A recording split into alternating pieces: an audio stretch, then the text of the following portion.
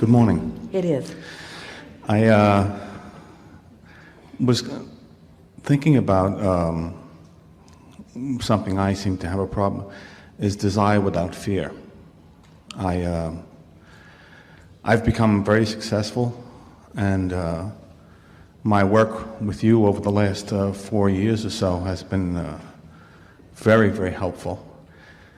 But it seems I can't stay focused on the good things without this wave of feeling that it's all going to be taken away. Well, here's the thing. Now, everything that you're saying there, and we appreciate your saying it, even though we just got finished telling you not to ever do that again.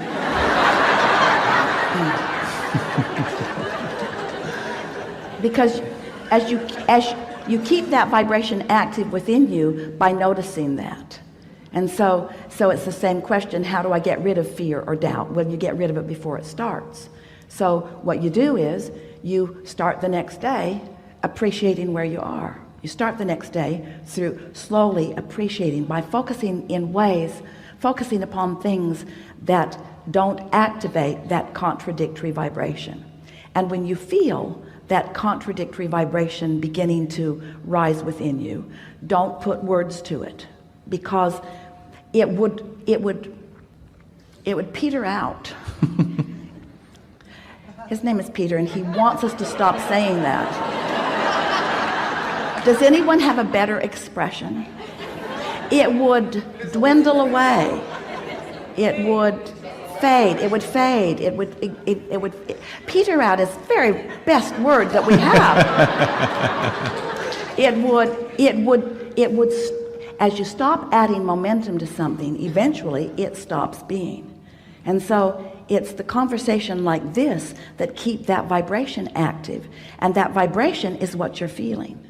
So many people think that, well, they need to get to the root of the fear, and they need to solve it. And maybe you could talk yourself into realizing that those fears are irrational, but that's sort of a slippery slope, because when you begin talking about irrational fears, because you're focused upon the very thing that is causing the fear, then law of attraction brings you more evidence, more conversation, more mental images about the fact that it is not so irrational, because you remember that happening, and you remember that happening, and you remember that happening. So perhaps this will be helpful to you. Every subject is two subjects. It's like picking up a stick, that on one end of the stick is what is wanted, and on the other end of the stick is the absence of what is wanted. And so when you think about the success that you want, so you pick up this stick called success, depending upon what you've got going on vibrationally, you could activate one end of the stick or the other. You almost have to focus yourself. We started to say isolate yourself, but we don't like that word or even that image. Focus yourself so predominantly on the things that are working that they just crowd out any images of the things that aren't working, just for lack of airtime, because you are the broadcaster of your vibration. And if you're broadcasting about things that you appreciate, you cannot in that same moment be broadcasting about things that you're worried about. So it really is about you tipping the balance of the scale by being clear about what you want to think about. We've been introducing into this conversation of creation recently the subject of unconditional alignment. You all hear the phrase unconditional love, but hardly anybody even has a clue what it means. Unconditional alignment, or unconditional love, or unconditional clarity, means just resting in the vibration of source, because you're not poking around in conditions that hinder it. In other words, here you are, this little boy, learning it pretty early, on the airplane, living a very conditional love, because that airplane and its noise was a condition that when he focused upon it, he didn't feel safe. So it's something that you sort of naturally come to, but it's nice when you become aware of what's going on, because he wasn't unsafe. His perspective of it was just that he was unsafe. So what we're getting at here, you all have learned, starting at early ages, to be conditional in the way you feel. If the market is doing really well, you feel more secure. If things are unstable, you feel less secure. In other words, almost everyone offers the majority of their vibrational output. You have a sort of a handle on what we mean by that, what you're emitting because of what you're thinking. Almost everyone offers the vibrational output that they are offering based upon what they are observing. And the thing that is so crazy about that is that what you're observing doesn't mean diddly squat, because it's old news. What you're observing already manifested. And if you're a creator, don't you want to be focused upon what you're creating rather than, that'd be like having a big gallery of art. Oh, it's magnificent. You've been working on it for years, and it's in a gallery, and you've got your paint palette and your brush, and you're walking around just continuing to touch things up. You don't do that. In other words, get out a new canvas and paint something new.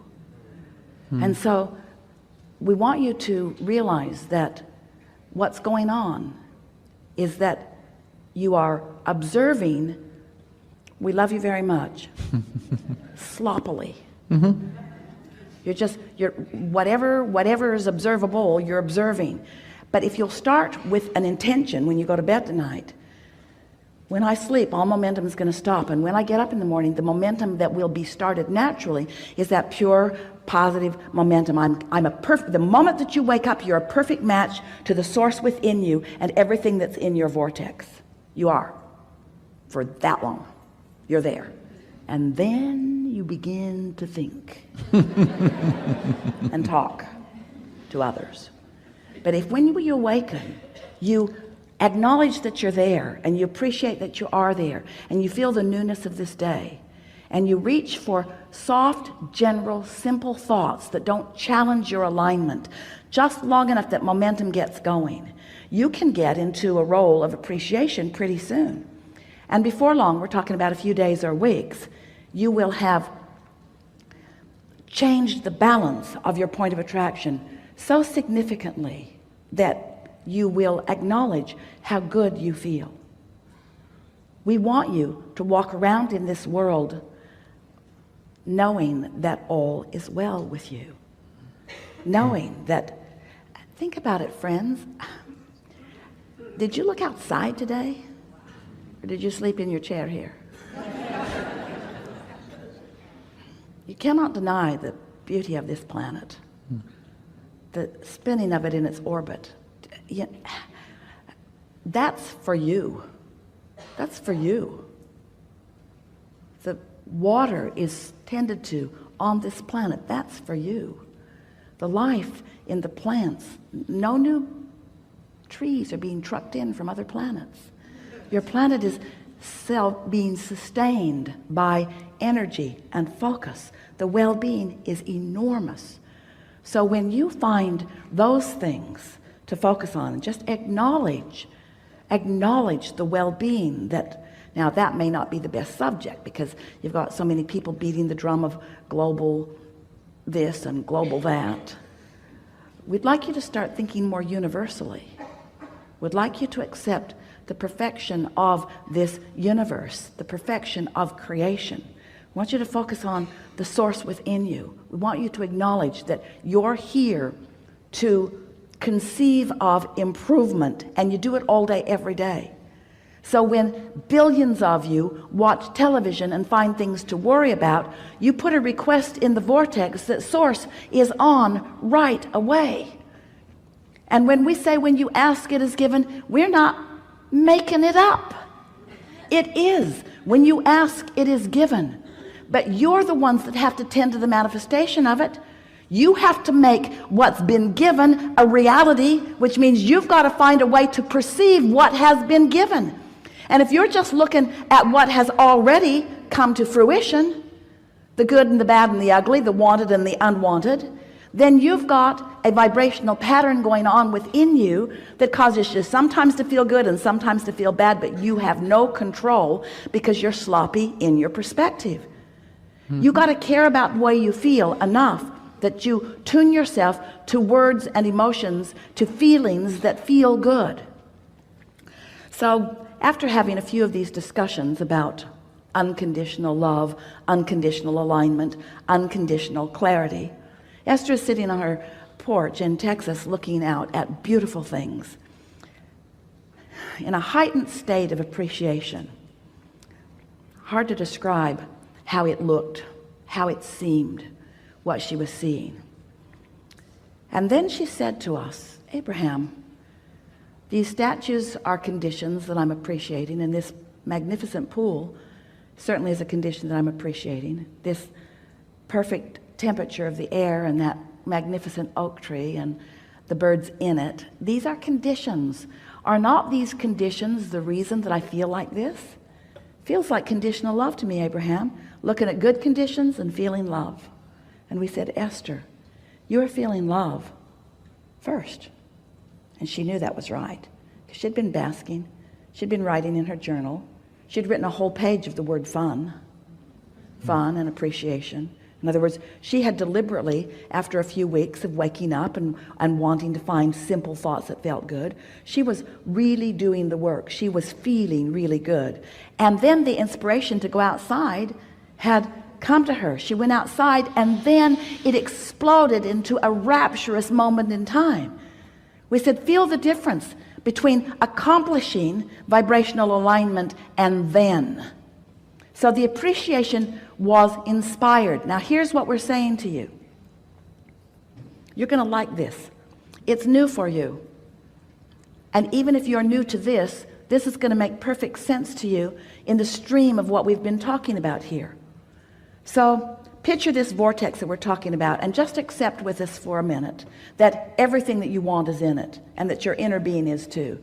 That you have created a vibrational version of the expanded you, and everything you want, the money you want, the relationships you want, the interesting things to focus your life on that you want, enterprises, everything that you want, material objects, everything that you want, physical characteristics in yourself and others, everything that you want is in this vortex.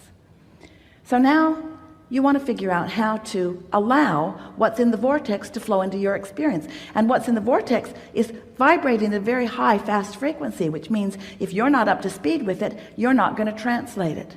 So these vibrations are going to turn to manifestations for you only when your frequency matches that. You get what we're talking about? So picture a cork floating on the surface of the water, and let's call that high pure vibration. Hold that cork under the water. That's a low negative vibration. That's what doubt and fear and all that stuff is. But when you focus away, when you stop focusing on whatever has got you feeling like that, your cork will bob right back to the surface. That's your natural state of being. That's why first thing in the morning you're more likely to be there. So all of these things that are in your vortex are making their way, usually without your cooperation, into your experience. They're coming to you through the path of least resistance. Can you hear that? Mm-hmm. The thoughts are turning to things through the path of least resistance. You're not helping all that much, because you keep saying, I have fear, I have doubt, I'm worried about this, I'm worried about that. So you keep conjuring more resistance. You don't mean to, but you keep doing it. But Source keeps offering to you through the path of least resistance. And that's why we say you allow yourself to eke out small, minuscule parts of what is available to you, because you're sloppy with your thinking. And the reason that you're sloppy with your thinking is because you don't care enough how you feel. And the reason you don't care enough how you feel is because others have convinced you it's not right for you to feel good all the time, you selfish person. You think the world just revolves around you, they say to you, and we say, yes, yes, it does. Yes, yes, it does. Yes, it does. It does. Take care of the way you feel. They'll say, don't you dare be selfish. And what they mean